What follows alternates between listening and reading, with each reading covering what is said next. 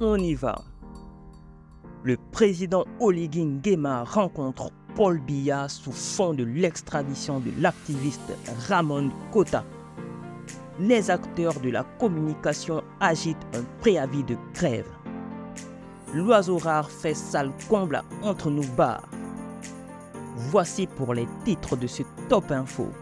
Vous êtes sur Alternative Report. Je suis Revaza Reporter, diplômé d'une école de journalisme. Vous pouvez me contacter si vous avez besoin de maître de cérémonie ou d'une voix off. Abonnez-vous, activez les notifications, lâchez un pouce et un commentaire si vous aimez mon travail. Disclaimer, ce programme n'a pas de visée scientifique, c'est du divertissement. C'est parti! Le président de la transition a rencontré son homologue camerounais en marge de la cérémonie d'ouverture des Jeux Olympiques à Paris le 26 juillet dernier. La toile africaine est en effervescence après l'extradition depuis le Gabon pour le Cameroun de l'activiste Ramon Kota. C'est sous fond de cet événement que Paul Biya et Oligui Nguema ont échangé de façon non officielle.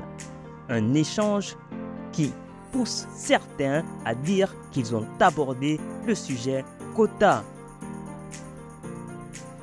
Deuxième information de ce top, les agents publics de la communication gabonaise s'impatientent. 7 mois après l'annonce de la mise à la disposition de 500 postes budgétaires pour les acteurs de la communication gabonaise, personne n'a encore rien touché. Le ministre de la Communication a fait une sortie il y a plusieurs semaines expliquant point par point les justes raisons de cette lenteur administrative.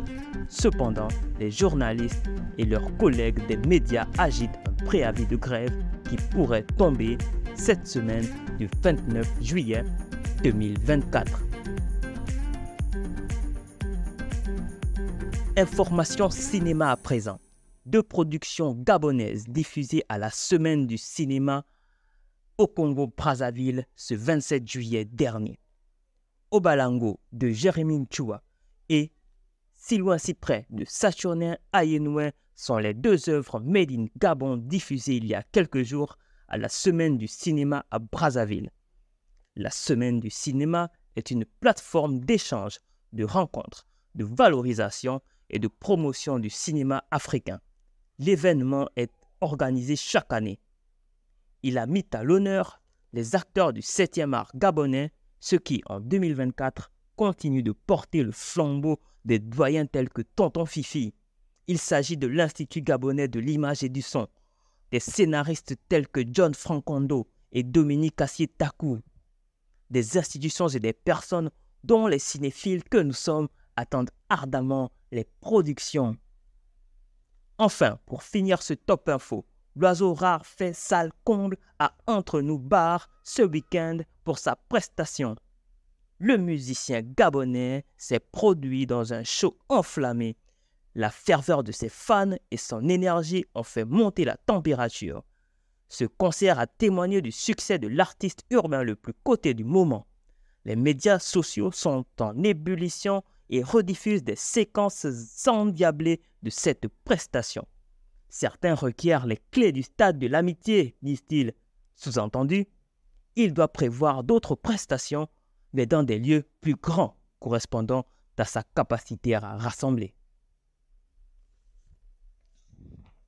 C'était tout pour ce Top Info. Merci de m'avoir suivi. N'oubliez surtout pas de vous abonner, d'activer les notifications, de lâcher un pouce et un commentaire si vous avez aimé. À la prochaine. Bisous bisous, ciao.